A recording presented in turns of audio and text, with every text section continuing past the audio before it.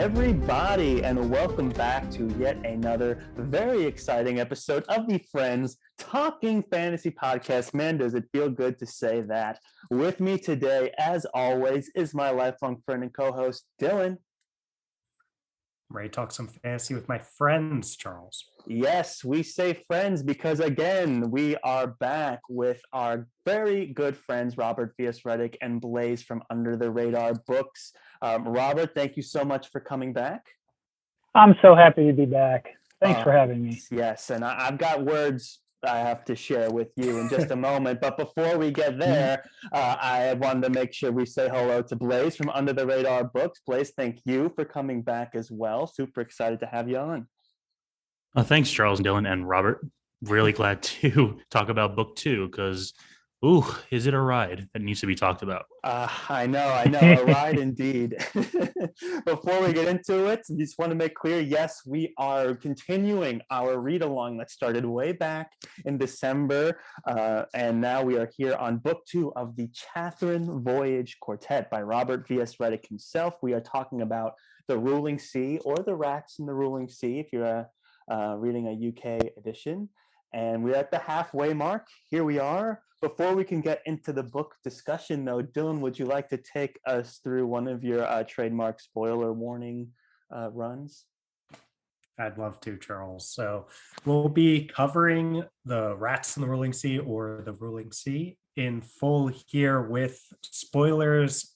Fair game for the first 2 books here. So if you haven't yet read the Red Wolf Conspiracy, and the Ruling Sea yet, then now's a good time to turn this down in your headphones and go catch up on the Chathrand Voyage before we get started on book 3. Very well said, yes. And check out the Discord as well, Under the Radar Books Discord, where we're still talking about books 1 and 2. I think people are starting the readings at different time and still getting comments in the Red Wolf Conspiracy section, and that's always fun. So definitely check that out as well. And now that spoilers are on the table, Robert, we need to talk about Thasha at the beginning of this book. All right. You had me all over the place emotionally, Robert, so I guess well done. But man, I remember when we ended the book 1 discussion, and you said, the whole book was about the wedding, and that you had originally, or at one point, thought you were going to end this book with this wedding, and then you decided not to and ended it on this kind of more optimistic note and start book 2 with the wedding.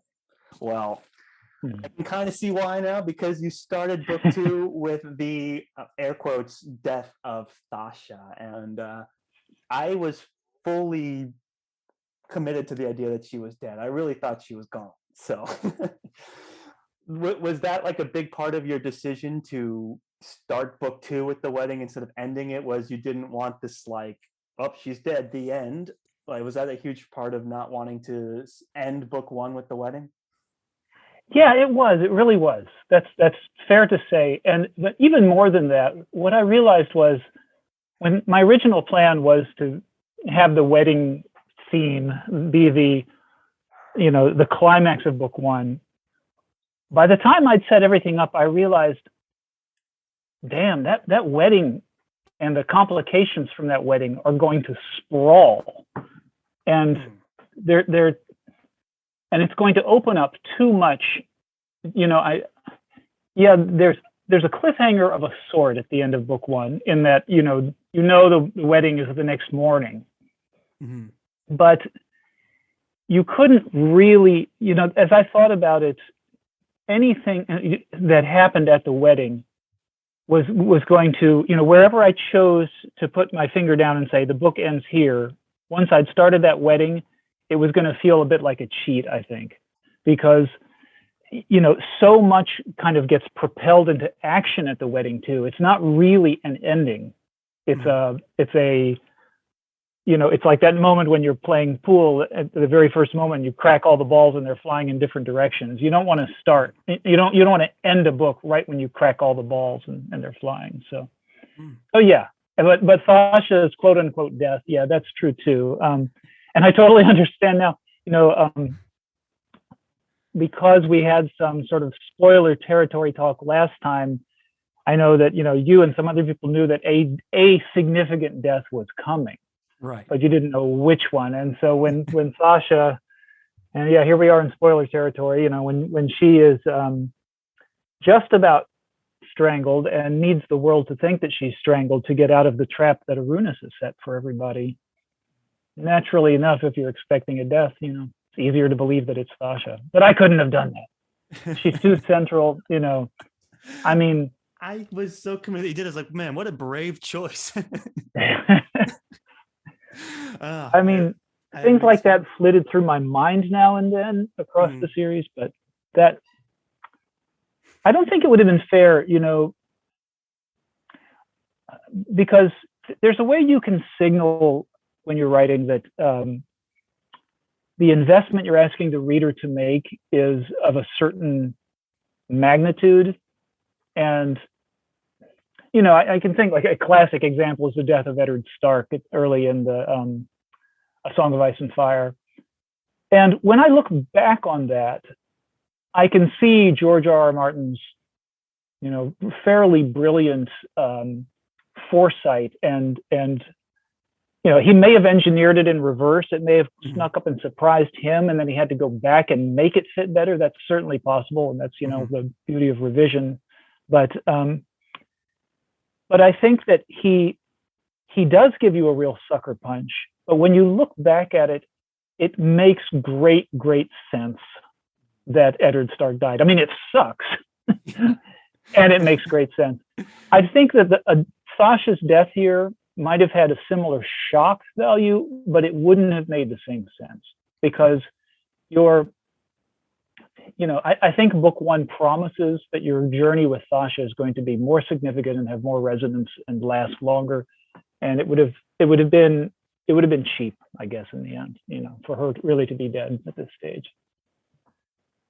Yeah, I agree completely. And Blaze, Dylan, this is your second times reading through this series. I'm wondering, maybe Blaze, what was it like revisiting some of these gut punch moments of this book? Were there some things that you saw that were maybe foreshadowed in earlier books that you were only able to catch through your second reread? What was that experience like? Well, since we're on the subject of the wedding, just going back and rereading it, I had completely forgotten that the wedding has several different layers where it's looked at from several different perspectives. It's through Thasha and Pazel's perspective, and then you get another perspective with Neda and looking at her brother, who she doesn't know it's her brother yet, and what's going on through her mind. You have it through the prince and what's going on in his mind. You have it through Arunus, what's going on in his mind. And that one scene, it's the first several chapters, it sets the tone for the rest of the book and what different factions are going to come into play and how everything just grows from there. That I had completely forgotten, and how much there's like little hints and clues for what's to come. That just blew me away. And there's more stuff later, which I'm sure we'll get into, but I don't want to bombard everybody with that just quite yet. Sure, I'm sure we'll get into it. But Dylan, you had mentioned before that you had caught some foreshadowing of this scene. What was it like revisiting this impactful moment right at the beginning of book two?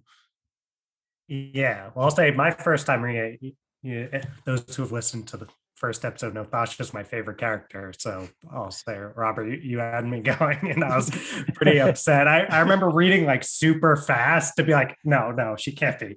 But so I was happy when you had her be okay. And I'll say that something I really appreciate foreshadowing wise is that a fake death can be a really cheap ploy if not done correctly. And I think that's something, or at least foreshadowed or in some way hinted at. And what I really like is that this is not the first time that we've seen this external technology used. It appears in the Red Wolf conspiracy already. So we know this exists, and I love when authors use what's already on the board, if you will, and say, hey, you could have figured out this plan yourself. You had all the information. If if you were sitting at the little council meeting there trying to decide how they can get Dasha out of this, and you actually appreciate, oh wow, this was really clever by our team here to use something we already know about in a way that I didn't think, oh, they should use that technology or anything like that. Right.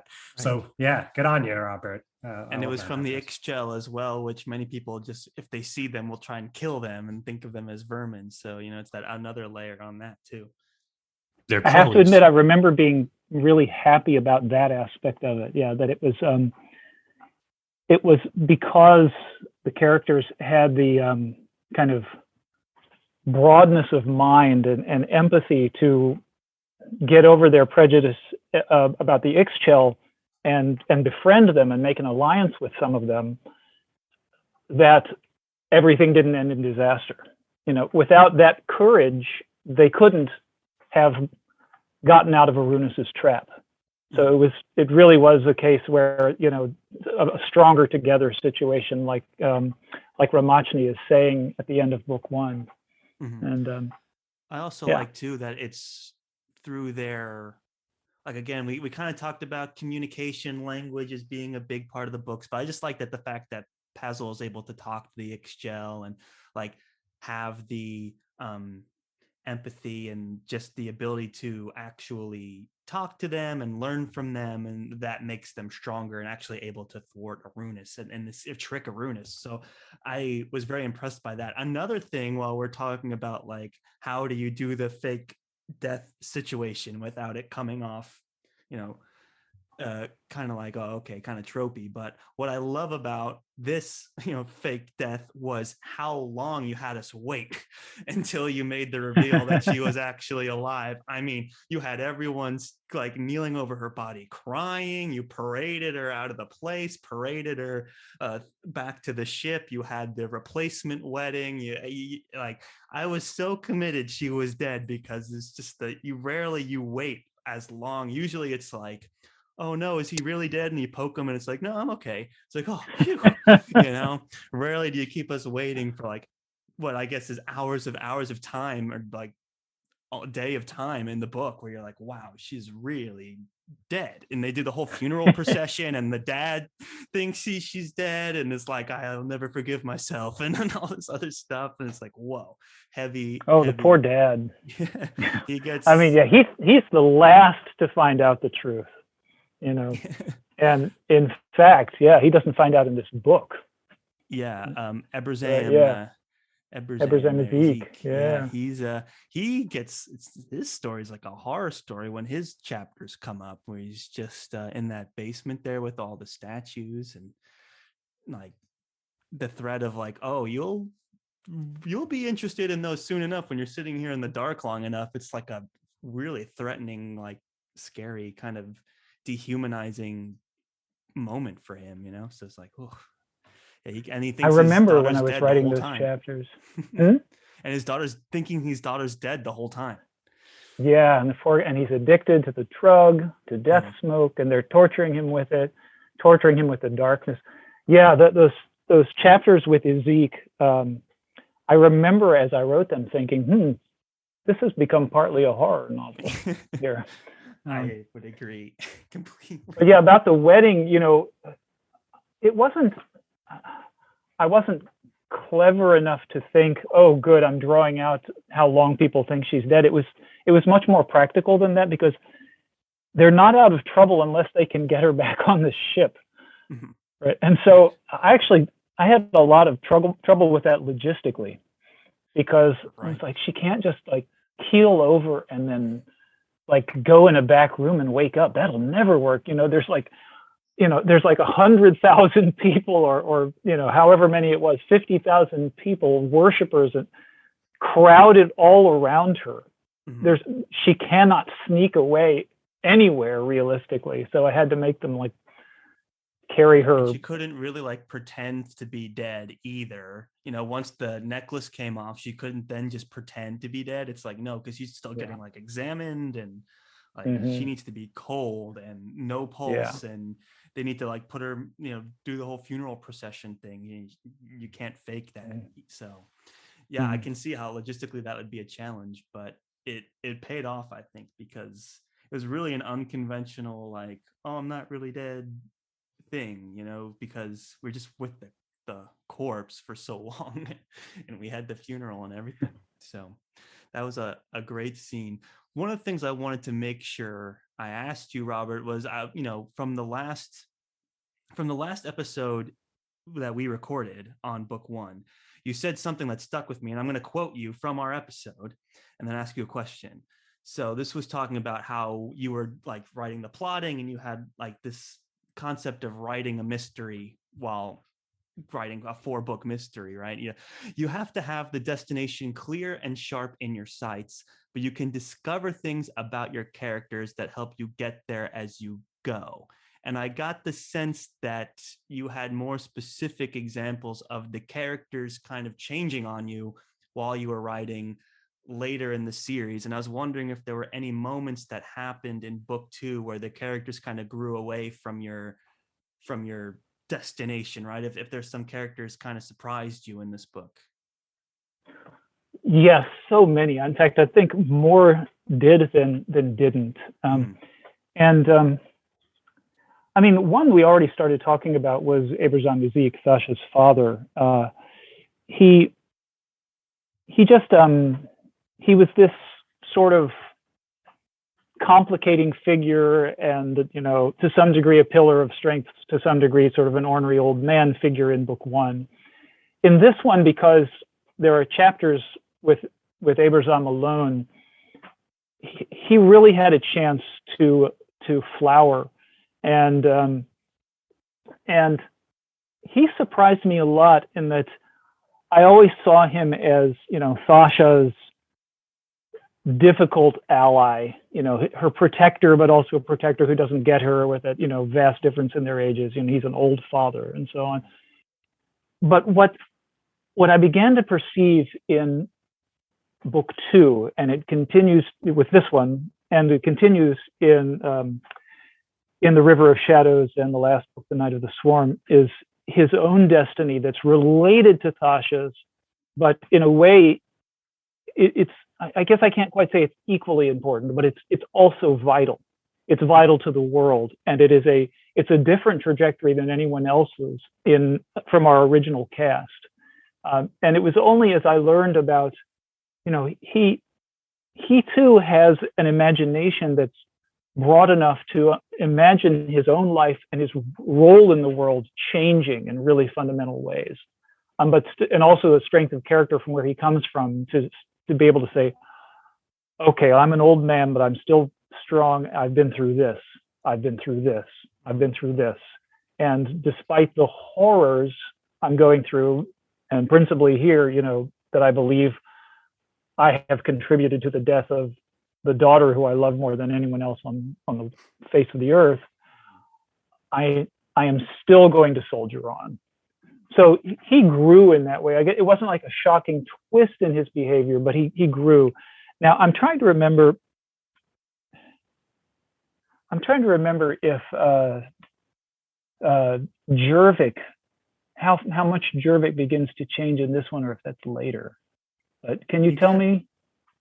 You get Jervik basically saying he wants to turn his life around and become part of the good guys, but I don't think he really he contributes a little, but I don't think he really gets any dramatic moments of being a good guy now. But we get the sense he's moving in the right direction, if I'm remembering correctly. There was one conversation with Pazel that they had where he was explaining why he wanted to change sides. He went from being the bully to now seeing the light, kind of thing.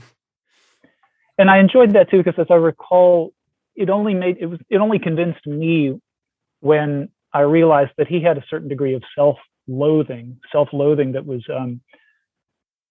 only becoming clear to him as he'd become a pretty marginal figure. That he was just a bully, and on the scale of things, being a bully just didn't mean much anymore, right?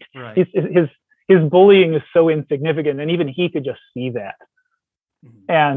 And so that actually pleased me. But then, the one who really gets to take off here, maybe more than anyone else, is Felthrop. And Felthrop begins his really fundamental dream journeys and his long-standing duel with Arunus in this book. And so I think that he actually becomes revealed to have all kinds of strength. I mean, we knew he was plucky and kind and clever, but I think Felthrop the Rat here maybe has a reckoning with himself that's more immense than anyone else's. Arguably, Diadrelu and Hercule, that's certainly that's something I didn't see coming. The two of them, not at all. I'm referring, I guess, no reason to be coy about it. I'm referring to, Hercule, the normal-sized human being, and Diadrelu, the 8-inch tall woman, falling madly in love with each other, and not just platonic love either. Yeah, that was one of those. Am I really gonna go there? And then it was like, you can't just sort of half go there. So I thought it was great. Love is blind. Yeah. I got a few emails back then from people that were like, just, all right. So how do they, you know what I mean? How do they, and just kind of What's left it the like anatomy of that like? Yeah, right. That's one diagram that's not on your website, Robert. You have the whole ship drawn out, but yeah, some things you just no have extra to information on that. Yeah. But I think in a way they were perfect for each other in terms of their personalities. So proud and both loners, both kind of alienated from people around them, and yet people around them need them so desperately. And this bit of this, like, they're honorable in a way too, even though they're kind of on the outskirts. Yeah, I mean, Hercule had been a spy who was formed with a certain ideology that was driven straight through his personality. He managed to break with that for the greater good, and Diadrelu too, although it happened at some point long before we get to know her, probably, that she understood we can't just hate human beings. We have to do better than that. No matter what they've done to us, we have to look for the good in them, or we're not going to get anywhere. We're interdependent. So. Right, and that's a controversial take. So, yeah, it's true, and that was another just touching moment there, that watching their relationship blossom and then just get so brutally ripped away. And with that, I wanted to ask you, Blaze, you had teased a few other shocking moments that come up here in the book. I just wanted to turn it over to you, and if you wanted to share another particular moment in this book that stuck out with you, and maybe we can get into it and pick Robert's brain on it some more. Yeah, well, we already touched on Felthrop and what he goes through with Arunus in his dreams, and he's afraid to fall asleep because he's going to get tortured. But if he can't fall asleep, he turns into a wreck while he's on the ship. That dynamic was fantastic. But what really struck me, and more so on the reread, was learning of Neda, Pazel's sister. So she's referenced a bit in the first book, but mostly actually entirely in Pazel's past or his memories. We don't know what happened to her. Now we do. We get her backstory and the brutal stuff she had to endure to get where she is, and the sacrifices that she has to make to do what needs to be done. She's a Svanskor. I believe that's how you say it. At least that's how the audiobook said it. And after the attack from the demon on the ship, kills the head priest, and just it goes off from there. I was really struck with Neda, and I wanted to ask you, Robert, like, what was your backstory for Neda, and how did you come up with her as like a central character, and what was it difficult writing her backstory? I would say it was difficult, but it came pretty smoothly, I guess. It was a lot of work. It was a hell of a lot of work, but when I realized that I had an opportunity at the start of this book to kind of flip the angle of perception and let us, in all of book one, we're in the minds of people who have been, one way or another, living in the empire of Arkwall. And there's this other pole of power in the world, at least in the northern hemisphere, which is the Chathrand kings, the other empire. And we're sort of bombarded with all the prejudices and beliefs about the Chathrand king and their empire in book one. And I knew that I wanted to sort of give a chance to blow that up, or at least see how much more complex that was. And to do that, I needed an inside perspective. And I also knew that, I think I'd set things up pretty overtly, that what happened to Neda when Arkwall invaded Pazel's homeland of Ormail was a big mystery that was tormenting Pazel to this day. So it was kind of natural to want to satisfy that. And yeah, I mean, she would just turn out to be a really good vehicle to unite these things. I mean, I'm making it sound like it was, a conscious and sort of logical choice, but it was more subconscious than that. I was just curious about her, and I think that my process with beginnings is kind of torturous, but I just try so many things out, first in my head, lying awake, then scratches of notes, then little dabs of text that might turn into a chapter, and many of them don't work, and so on. And then when things start to work, I just go with it.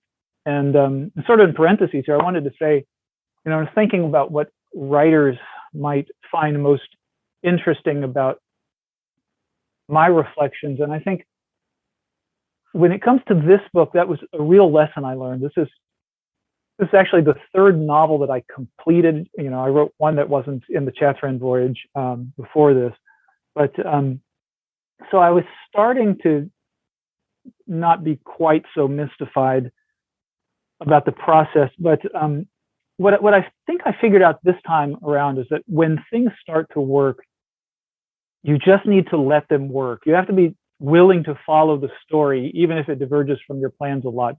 You got to let it grow, breathe.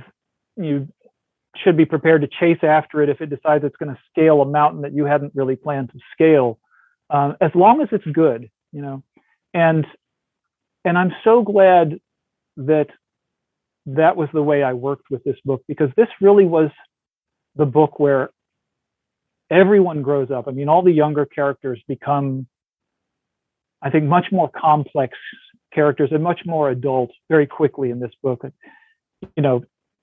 They perceive a sort of vacuum of ethics and responsibility in a lot of the adults. And they know what's going to happen if they don't rise to the occasion, and they do. And this is the book too where the scale of the story became clear to me. The scale of the world, the scale of the plot, the scale of the mystery within a mystery, conspiracy within a conspiracy. So this is a long way of getting back to Neda. Yeah, Neda, I guess, although I couldn't have seen it this clearly at first, she was a very efficient way to do a lot of things that I needed to do, both for the story, for the characterization, and for helping the reader see the world in its richness, I guess. Yeah, it's true, because the world really does start to open up in this book for a lot of reasons. They're going on a huge expedition and all that, but the addition of Neda really helps you see more of the other side, and also just another branch that stemmed from Pazel's beginning as well. It's like they both had this horrible thing happen to them, and they both got ripped into totally two other circumstances, situations, and it's interesting to just see them kind of coexist and not even knowing it. It's a really interesting relationship that they have in this book. And it's interesting how you say that all of these characters kind of grow up in this book, because I actually had written down that compared to book one, which was a lot of really great plotting and conspiracy on top of conspiracy, but it seemed like this book really took the time to get these characters to where they needed to go and really kind of explore who these people are and what their relationships are. And they all had challenges and they all had to grow up really fast. And I know, Dylan, you're a huge fan of character and characterization in novels. I was wondering if I know you're team Thasha all the way, but I was wondering if there was some other moments of characterization that really stuck out for you in this book that you maybe want to share. Pick Robert's brain. Yeah, I feel like all the characters definitely grow up a lot. I appreciated, I think Pfeifengert is a character that I like a lot, and seeing his journals is something that I think is really cool. And seeing how he's like the one adult that's consistently like on point with the kids here. I don't know if they're really kids. Pazel turned 17 in this one, so he's actually a really good guy. I appreciate that.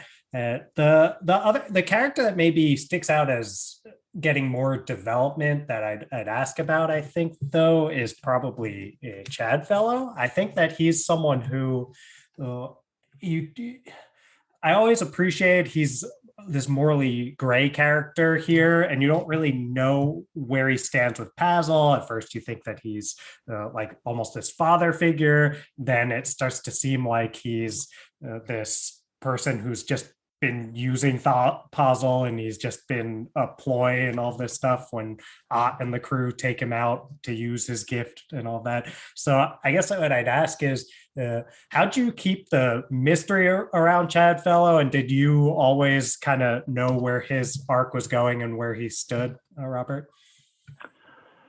I think I knew where he was morally, but Chadfellow was one of those cases where, because I couldn't figure it out to my own satisfaction, I just didn't and went with it for a while. I mean, there were things I knew, and yet I knew that I didn't know enough, if that makes any sense. I knew that he had his reasons. I could perceive some of them. I couldn't perceive all of them.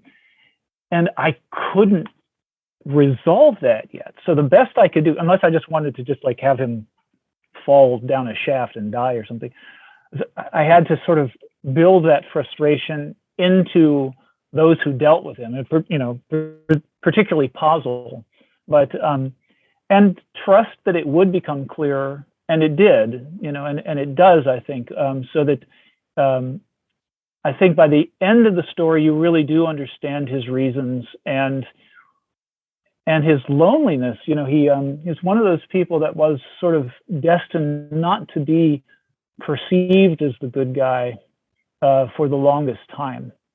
But yeah, I mean, I think that's one of those cases where, I don't know, you also have to remember that this is the first time I ever got a contract to write anything. And all I could think, like morning, noon, middle of the night, was I'll never get these books done fast enough if I want them to be good.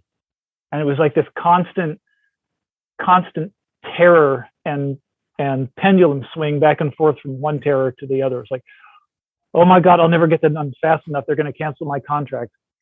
Oh my God, they're not going to be good enough. They're going to cancel my contract. And so and all I knew is that they had to be really, really good, the best I could possibly do, and at about 3 times the speed with which I'd ever written anything. And as it happened, that worked out pretty well. And it's not something I would recommend as a lifestyle. It was good to do once, but they gave me enough of an advance so that I was able to quit my day job, or actually 2 day jobs, and just do this for a while. I've never been in that circumstance again. The fire sacraments is going great, but I didn't get enough of an advance to be doing that. And I'm older. I don't know that I have the marathon kind of energy that it took to do these books really fast and really, really intensively, and hold a sort of quality standard up for myself. So, I hope I'm still keeping the quality standard at a slower pace now. But yeah, so check so out the I fire did sacraments, sometimes, guys. yeah. But so like with things with Chadfellow, it's like, okay, I don't have all the answers, and I can't stop. It's like I gotta trust that tomorrow it'll be clearer. I just gotta keep going. So So how do you that's keep the the way it mystery went. alive? You don't know the answer yourself while you write it. Yeah, and that keeps some extra energy on the page sometimes. It can be a good thing. You can also get yourself in real binds. But Yeah, well, it works really well here. I think that it does a great job of keeping the reader in the dark too, when even the author doesn't know what's underneath the tip of the iceberg that we're getting with Chadfellow, what kind of things are going on there. Then there's no way to accidentally reveal that to the reader. So I really appreciate how you went about it with him, and you turned something that could have been a bug, not understanding a character, their motivations quite yet, into a feature of making that character really cryptic, complex, and interesting, which especially works out once we get to learn all of that later on. Blaze, I'm not sure if your microphone's on. I don't know if you were trying to. That's on. Oh, okay. Sorry. Yeah, I thought I saw you speaking there. But, you're asking me about other characters that sort of surprised me. It was a different kind of surprise, but I really enjoyed delving into Captain Rose deeper this time. He's, I don't know that you could really call him sympathetic. He's a mess of a man, but I enjoyed so much getting to sort of show on the page evidence of why he is an infamous presence in the world. That I'm talking about the duel with the other ship, Right. where they're, that was a scene I was really happy with when it finally worked out too. I mean, that was a tough one, but when basically everyone's saying the Mizrathrinis are on our tail, they've got a much more powerful ship, they're going to kick our butt. What the hell are we going to do? And it's this slowly building disaster in waiting, right? And nobody really knows what they're going to do when that ship finally catches up with them with like twice the firepower and so on. And naturally, everyone's turning to the captain and saying, what the hell? What are we going to do? And he begins to just look more and more useless for a while. Right. And then when you finally realize that he has been working through exactly what to do all along, I was really happy about that, because I was like, this is the Rose I was reaching for. He's a nut, he's insane, but he's more than that. He's also incredibly capable, and I finally got that on the page in this one, I think. So. Yeah, that was a great scene in Blaze. You had actually been talking up Captain Rose here in our first episode in the first book. What was it like going through these battle scenes and even some more of these reveals about Captain Rose towards the end of the book? What was that experience like for you revisiting on the second read here?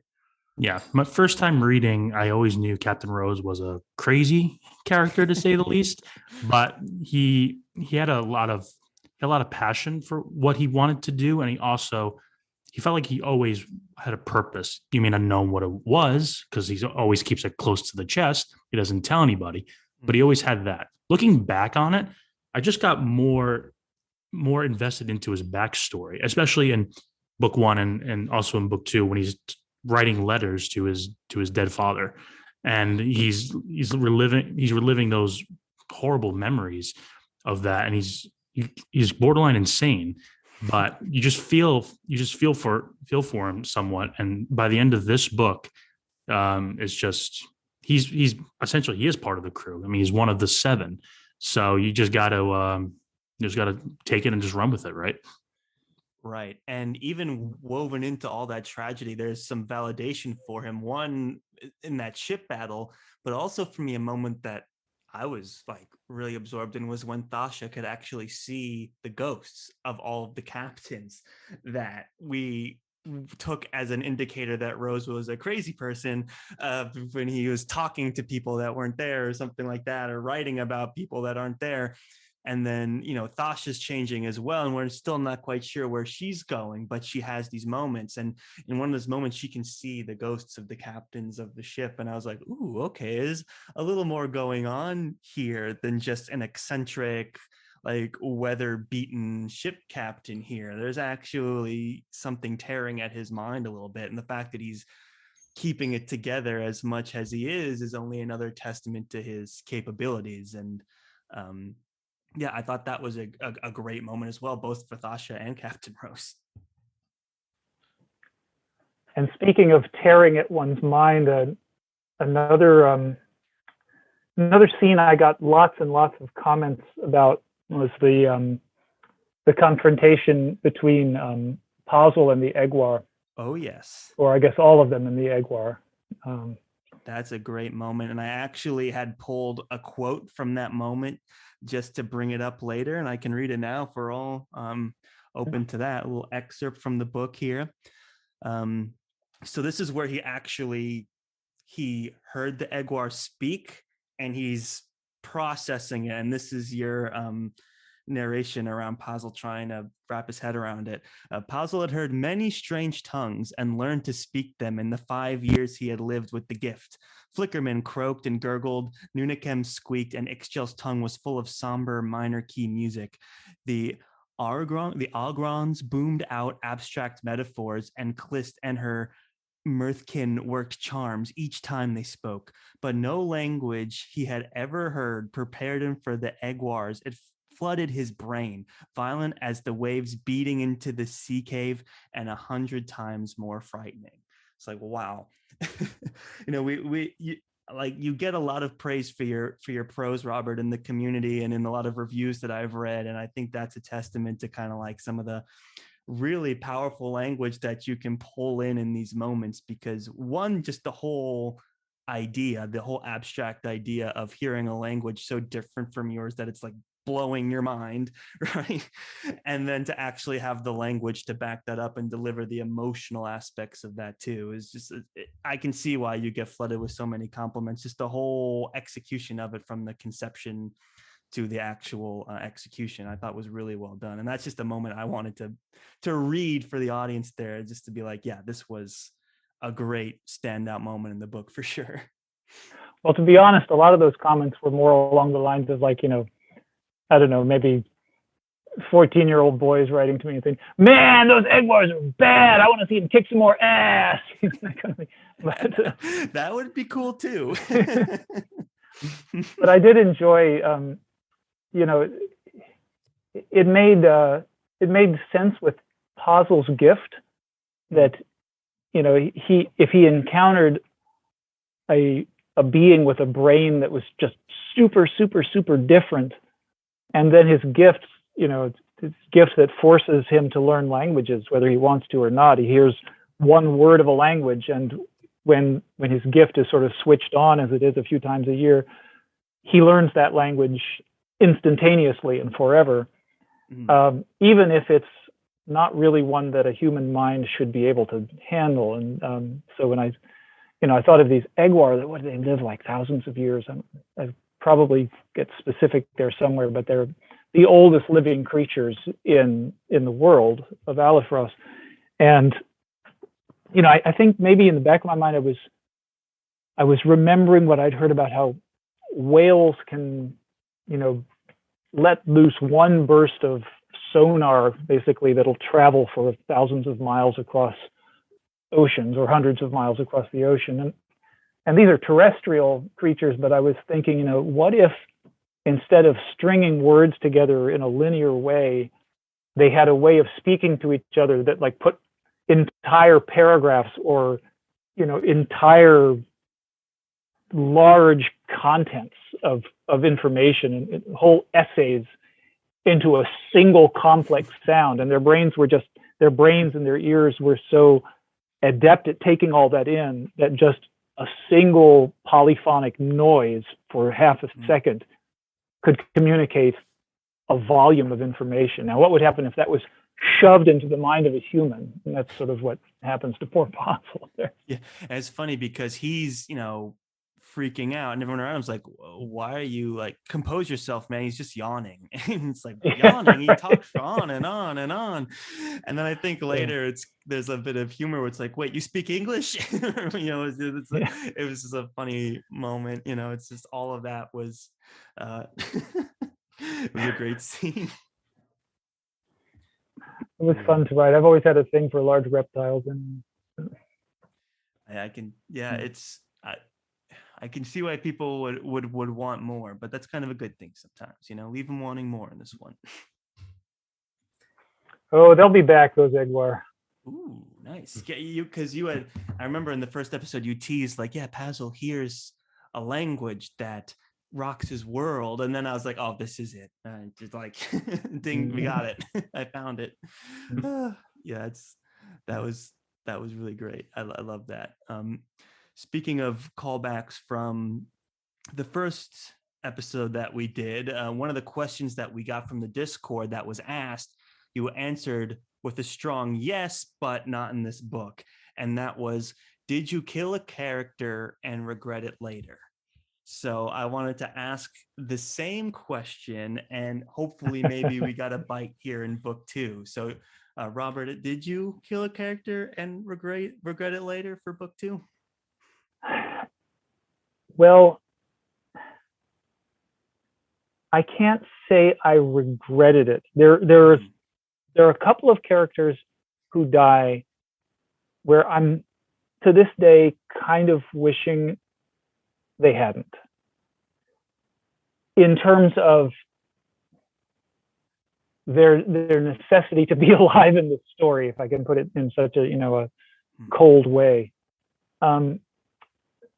With Diadrelu, I didn't have a doubt that I didn't think I should have not done it. I've never thought that. I just thought, God, this hurts. Yeah. It was much more that. I mean, I will never forget my wife sitting up reading this book, and long after I had just fallen asleep with the reading light on in bed, and she's sitting up and reading, which she rarely does, but she just like started whacking me with the book. It's like, she's really dead. You can't do that. You can't do that. Get up. Explain yourself. Oh, that's awesome. And she's still incensed about it. And, I'm still sad that Diadrelu didn't have a future.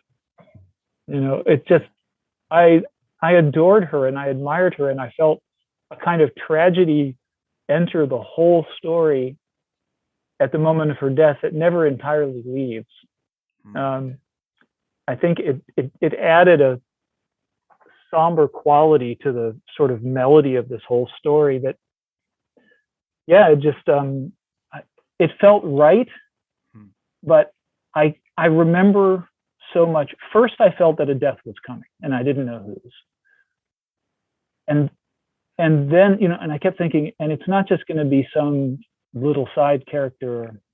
It's going to really kick the legs out from under everybody, or a lot of people that we care about. And I kept thinking, I knew it was coming, and I think maybe it's this person, and no. And so I went through, and it was kind of by process of elimination that I finally, she wasn't even on the radar at first, because I loved her so much, and I loved the strength she brought.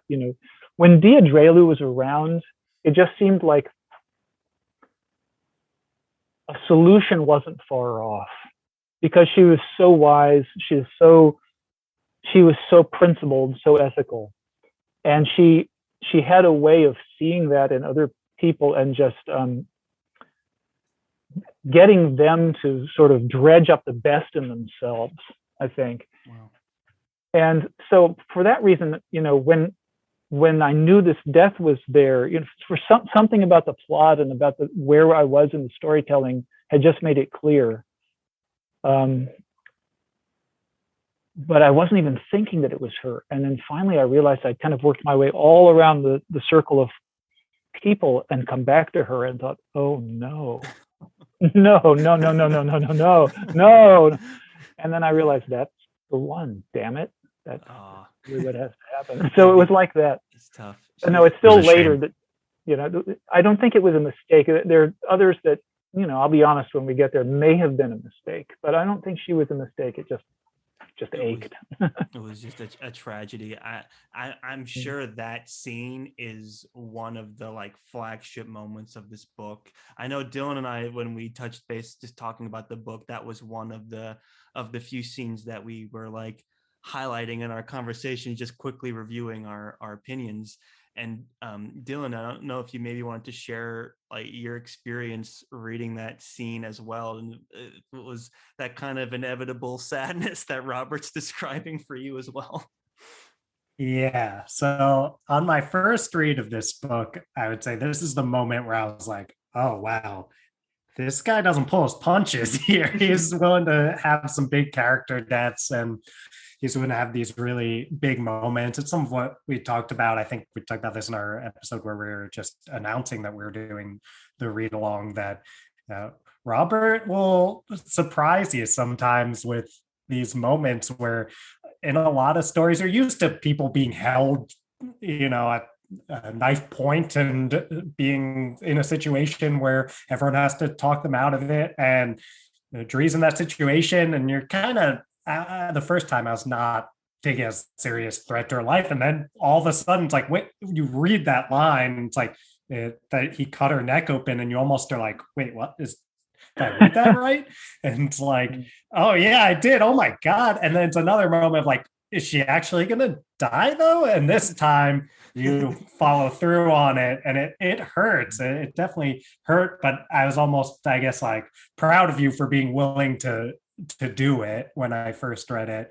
And this time I'll say on the reread, I was, I guess, seeing the writing on the wall a little bit more, because I was like, wow, things are really like moving in the right direction for Dree here. You know, she's starting this relationship. She's really found this family as the whole thing is going on. We're getting even more time with her, these one-on-one conversations with her, Cole. And I was like, oh, I feel like this is all Robert just building even more attachment and sympathy to this character before he inevitably rips her away from us. So good on you, Robert. You hurt Except me, again, but you know, it's I never, appreciate it. it's rarely a matter of conscious planning. You know, I think if you sort of sit down and diagram that in advance, it would, at least I could never execute it then. I could never pull it off, because yeah, you have to sort of sneak up on yourself to keep the excitement on the page, you know. Yeah, but it seems like, you know, the past, a lot of these inspirational moments that you're describing, it's kind of the same process of you set the stage and then you let the story and the characters go where they need to go, or, you know, you breathe life into them and then you let them go and live, and it's like, oh man, this is where this is going, that's going to break my heart, but that's where the story's going. And to try and shake that emotion, it wouldn't be true to the story. So I think it's very impressive that you're even able to get yourself in that position. I think it's a testament to how many characters we're able to feel for in this book, and how many plots and conspiracies and layers there are to the story, that you're able to track them all and let them progress in a way that is honest and natural. And it leads to moments like these that are super impactful and surprising, as they are inevitable. So Blaze, well, thank you. wanted to, yeah, of course, Blaze, I wanted to get some of your thought process as you went into that scene again, and just wanted to get your opinion on what your thoughts were of poor Dree. I know it's such a huge moment in the book. I wanted to make sure we heard what you had to say. So Dree, as a character, when I first read her, this is in Red Wolf Conspiracy, you just grow quite attached to her, because she's very lively, she's lovely, she's strong, she always seems to know what she's doing, and if she doesn't 100% know where everything's going, she has a plan. And leading up to that dreadful scene, I'd forgotten on my review how close her and Herr Cole got, and then all that lead up and just made that scene much more hurtful. And then conversely, you see on the Ixchel side, like the growing anger and the growing rage building and building and building. And that's just the climax of their anger. It's taken out on Dree, ironically, and then events unfold that way. So it's kind of a story of two halves. You have Dree and her call like on the rise, and then she obviously with the death falls off, and then conversely you see the Ixchel rising up with their anger and pain. So hurtful, yes, but in some ways it's just the crux of what needed to happen in order to get the story to where it was, but still painful all the while. I wish you didn't have to do it, but yeah. And I guess, I haven't thought about it really consciously, but when the Ixchel later on make their dastardly power move, and seize the ship, they probably couldn't have done that without Dree's death. Maybe a version of that could still have happened, but as you say, that building anger and the sort of the way that in the society of the Ixchel, the hidden society in the ship, her voice of reason is gone after that, and it's just hurt and revenge and pain that's really driving, that's in the driver's seat for the Ixchel for a long, long time after that. So when they do what they do and take those hostages and manage to say the ship is now ours, that would have been at least very, very different, and probably couldn't have really happened, I guess, if she had been alive. It's almost because like she her would have... death was kind of like the permission they needed, even though she was ousted by then. But even still, it was like that was that last bit of their kind of parlay between humanity and the Ixchel that was just ripped away. So the fact that it resulted in them just taking over is it feels like just a natural progression. And we had talked about earlier moments where this book was like, is this a horror story? Because this feels like a horror story. And another moment that was like that was shortly after our poor Giadrelu is gone. The Nilstone mutates the rats, and the rats are attacking the ship. And it's like, those moments are intense, and I'm listening to the audiobook, I'm picturing in my mind what's happening, and I'm trying to put myself in it was weird during that. I was trying to picture what like a movie or a show would look like of this scene, and I'm like, it would be absolutely terrifying, because rats are nasty and scary on their own, but then you make them giant and mutilating people, and they're mutilating the rats with not really the greatest weapons, and like it's just this horde of them that they're just running and losing ground and losing ground and losing ground, and they hear screams of other people in the cabins, and it's like, whoa, this is intense. And I was joking with Dylan earlier. I was like, it was like maybe 75% of the way through that scene that I realized, oh yeah, this book's called The Rats in the Ruling Sea. Hello. I get it now. I get why it's called that. I hadn't most of that. I went almost that whole sequence without realizing that, but I was like, oh, okay, this is the rats moment. And man, it is, it's terrifying. Just trying to picture a giant rat that's like kind of awoken and talking and rabid almost. It's like, ugh.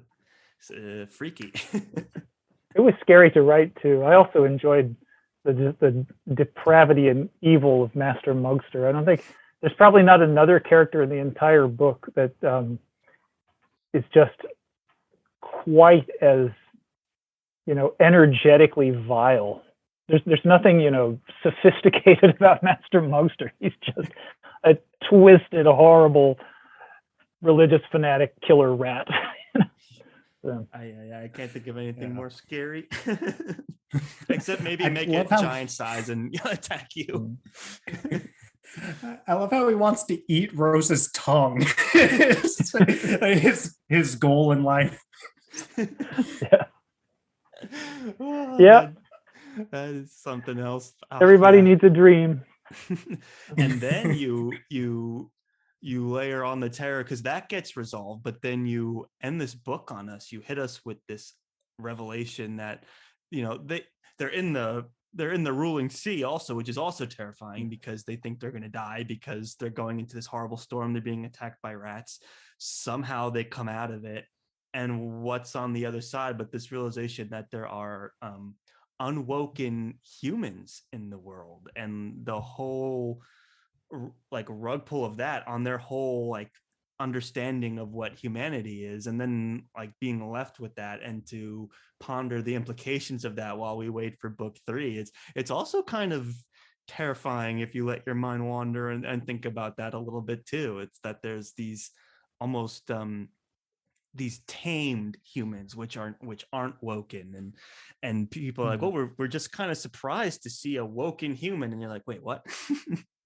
Is again is these kind of intense, almost, this was more of a supernatural horror moment to me. And in a way, that the ending of this book and the opening of book 3, The River of Shadows, there's a little bit of a mirror of how I ended book 1 and opened book 2, in that it's not quite identical, but at the end of this one, yeah, there's a terrible shock. But I think, as I recall, you don't even really understand the parameters of it and just how deep that hole is until you're into the first chapter or 2 of book 3. Yes, because I will admit I had to go right into book 3. Yeah. See, I read 2 chapters. I couldn't contain it because I was like, no. I can't. So you know what I'm saying, Charles, right? That like it at the end of deeper. book 2, it's worse than it seems even. Yeah, you end book 2, it's like, oh, by the way, there's unwoken humans. Have a nice day. And then you have to think about that for a moment. See you next time. And you're like, oh, whoa, what is that even like? What is an unwoken human like? So much of humanity is tied into like what is wokenness, and it's like, oh, this rat's acting like a human now because he's woken. He's kind of human now, but it's like he's woke. He's so woke. But which is great.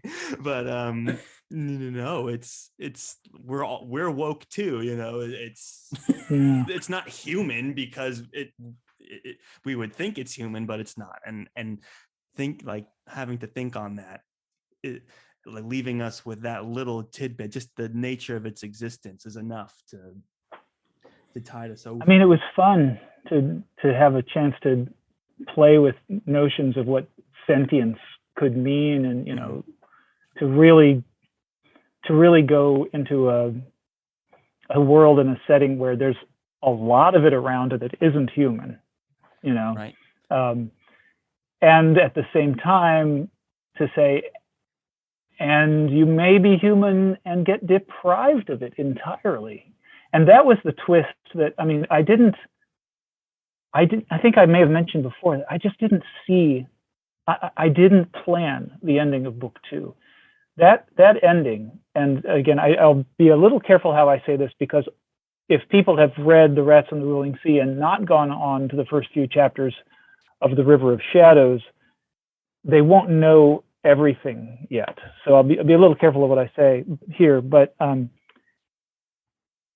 we find out at the end of book 2, you know, they land and they know that some very, very strange thing has been going on affecting the whole world with about the nature of consciousness, and that, you know, it's manifesting in these rats that are sort of coming to life, but in an insane form. It's manifesting in more and more animals around the world suddenly blossoming into human intelligence, and then having all kinds of trouble, you know, because humans can't accept them. And then they land here, the first ship in hundreds of years to cross the huge ocean that divides the northern hemisphere from the southern hemisphere. And what do they find but, you know, a different humanoid intelligent species that seems to be, you know, in charge, or at least present, you know, Bolutu species, the Blomu. And at least the first ones they met have no idea what they're looking at when they see humans who are dressed and conscious and sentient and intelligent. And, you know, except for the old man among the Southerners, the people from the Southern Hemisphere, none of them have ever seen an intelligent human. They've seen humans, but only humans with intelligence levels like that of sheep, or pigs or cows. And the children are frightened of the humans that are dressed and up and walking.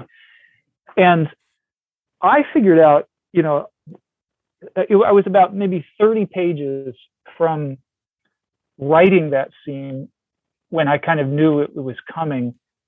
And I did figure out that, there's some of this is going to be on the page and the implications are much, much, much bigger.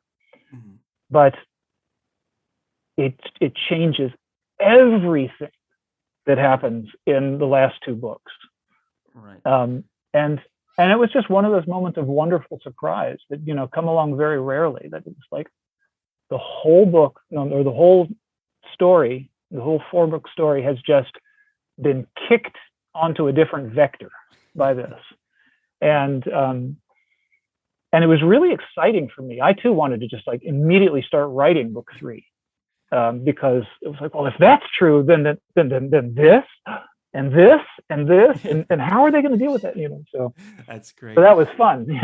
And that was a lot of fun. It's just it's a testament to the creativity of the series that I say I've come across so far in the 2 books, and then 2 chapters of book 3 that I've read. And like, what stands out to me there's a lot of things that stand out to me in this when I'm looking at this as a series, but one of the things that I always come back to is like, man, like afterwards I'm thinking about some of these ideas.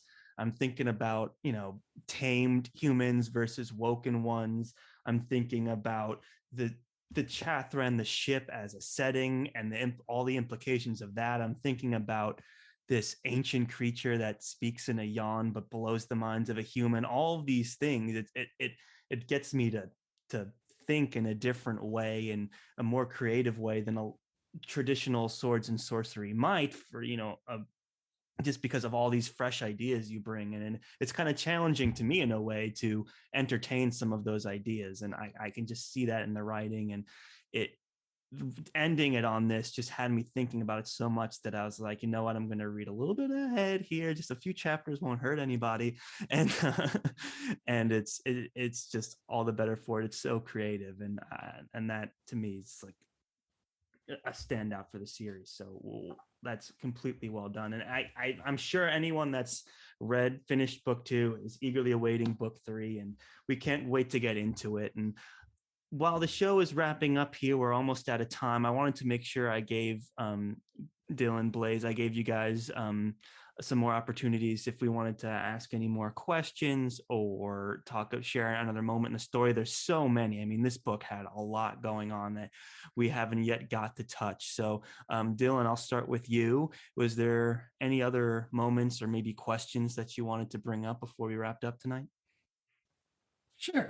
Yeah, I feel like something I forgot was that you actually wrote in a few songs. Oh, thank you for bringing this up. I almost ended the episode without talking about it. We're talking about yeah. Charles and I were talking about this. So it's something that, the Lord of the Rings, there's songs written in those, and I was just interested to see it come up in a more modern book. I'm wondering, can you tell us about the inspiration to include songs in this book? I mean, I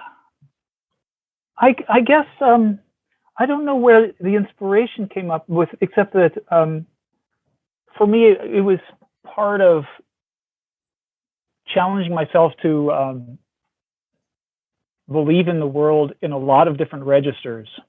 And, I thought music is so present in the lives of just about everybody on earth in one moment in their lives, if not their entire lives, that it would just, if it wasn't just like stupid lyrics and just like utterly unbearably, dorky stuff, if I could really make it feel like something that, these people would make music of, then it would be another little gift to the reader, I guess.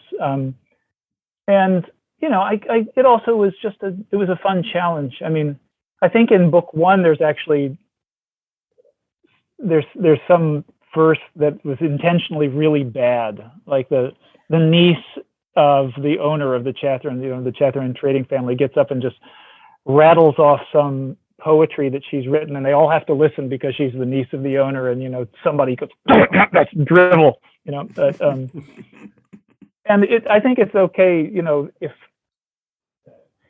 if it seems unbelievable, then it's a fail, but it doesn't have to be like everybody thinks, oh, I'd really like to have a record with that song on it or something, just more that it hopefully enriched individual moments, And so that was it. It was just kind of like at some point writing in the form of letters or in journals and so on. It's just another register. Right. So you're writing these songs, and I listened to the audiobook for some of these moments, and Michael Page does sing the verses. I was wondering, when you're writing it, do you have like a melody in your head when you write it, or are you like just writing the words? Like, when you read the songs, what are you hearing in your mind, and how close? I'm pretty much hearing a melody. Yeah. I mean, I don't think I actually sang them out loud except for one or two. But yeah, there's something of a melody there for sure. I mean, certainly even normal prose, you want to have a sort of quote unquote music to it, or I'm sort of obsessed with that. But I was hearing it. I remember when I listened to I couldn't believe he actually sang as well. I was like, this guy just goes all the way. Yeah, when I heard that, I was like, I wonder, I have a rare opportunity to ask a fantasy author about the process of writing a song for a fantasy book. And I just wanted to know how far, and I'm sure it's different for everyone, but for your experience, how far in the songwriting process do you take it? Like, sounds like there's some melody in there, which is great. Yeah, I mean, it's a good excuse to sort of give yourself a break and, stop for a day and just try to write some crazy fantasy lyrics, I guess. That's awesome. So, and then, the other register, it's maybe too big a subject for now, maybe for next time, but, the one other register that kind of comes into this book that wasn't there much before is the editor interrupting. Oh, yes. The editor's notes are frequent, which is great. Yeah, my real world editor kind of sat me down and said, "Are you sure you want to do that?" And I said, "Yes." And he said, "Okay." It's not going to help sell any books, but you do it. You go right ahead, Robert. I know. Trying to figure out who the identity of the editor was one of the things in the first read through that kept me pretty intrigued and invested. So I like the inclusion of that. I did guess right for the record. Yeah. Good. Okay, sure. A lot of people wrote me letters saying, I think it's this. And I'd say, thank you very much for your letter. And I wouldn't, say yes or no, of course. Well, we're looking forward to that. And yeah, I thought the editor's notes were great, and the audiobooks do a great job of switching, and even I had a digital version too, and even that did a good job of like cycling through it. But Michael Page would be like, editor's note, this and so now we're back. And I'm like, that's funny. He was so good. A very good, like, here's an aside, the whole history of this family, and they did this and that, and that's why we say this phrase. Okay, Pazel, what's going on? It's a good tangent there. So we have a little bit more time, Blaise. I wanted to make sure I turned it over to you. Any questions or moments that we want to make sure we cover before we end our book discussion of The Rats in the Ruling Sea? Yeah. Well, just let me say first that ending, learning about woken and unwoken humans, just was more of a hook to get me on a cliffhanger to make me jump into book 3 than book 1 was. So bravo in getting that done. Just wanted to touch base quickly on book 1. We're introduced to Cluse and what happens with her and Pazel, how the spell is reversed and she pines for him instead of the reverse. And you get little more hints of it happening in this book, and that will keep happening. But it's always something in the back of Pazel's mind that he knows that it's killing him, not physically or it's mentally and like emotionally, because he has feelings for Thasha and he wants to explore those, but he knows in the back of his mind he can't. And there's going to be a huge, and there was like a little bit of pushback for that, and just that tension and how it builds is just something that I loved reading about on my reread. Just looking back on it, you could see the hints of it. And just I thought that was a great introduction to and seeing that progress in book 2. Yeah, I I agree. remember And then an there's the email shell, from my too. Oh, go sister. ahead. My sister sent me a text or an email at some point after reading, I guess this book, or maybe she'd gotten a little bit into book 3, but it was just the one liner said, "What is it with you and torturing mermaids?" Like, I'm not. It's a wonderful character. You know, it's just, everybody hurts, but you know. That's a valid different question. Yeah. Yeah, because Yeah, you know, Pazel poor has Clues. the shell in his body that is another part of his link to her, and there's like a physical connection too. When it's touched, it almost hurts him, and when he's thinking about Thasha, he can feel her hurt, you know, as well. And it's this interesting thing that kind of looms over Pazel. But to me, what was interesting, Thasha was like, you know, you can just cut that out. Why don't you? And he's kind of hesitant to do it. And there's this whole he was so connected to Cluse in these moments that the idea of actually ripping it out was almost too much for him. You know, I thought that was like a really interesting situation to be in, where he actually is hesitating in those moments where he knows he likes Thasha and knows he doesn't like Cluse, but somehow they're still getting strung along in all this, and it's very complicated and emotional. And you're like, man, this is rough for these guys. I really feel it. That was a really complicated love triangle. Yeah, and I guess that sort of was the answer to my sister too. It's like, you know, nobody is actually intentionally being cruel to anybody there in that particular arrangement, including Cluse. I mean, Cluse has it really rough. But it wasn't like, you know, nobody set out to just screw or hurt or maim or wound anybody. But, you know, love is one of those things, and just, you know, it's nitroglycerin. It'll mess you up. So. Right. That's true. And that's a great relationship, and another fantastic moment. And man, there are so many more that we didn't get to. I'm just looking down my list of characters, man. It's you know, we have things like oh man, yeah, we have like the whole Full Breach betrayal, romance stuff, the Polylex, which I love. That's another one of those thinkers like added to the list of stuff that just engaged my creativity to think about, you know, a book that like changes to keep secrets hidden, and you know, fascinating. You know, you have Ott and Arunus and how they're kind of still threats. They were, you know, Arunus was a much more present threat in book 1, and now he's kind of looming ominously most of the time in this book. I mean, there's just so many, and if that's not a testament to why you need to actually go and read it, I don't know what is. But I know we're deep into spoilers, so everyone has read it, but you know, to keep going into books 3 and 4 here, we're going to be starting the River of Shadows. You know, the read along starts now.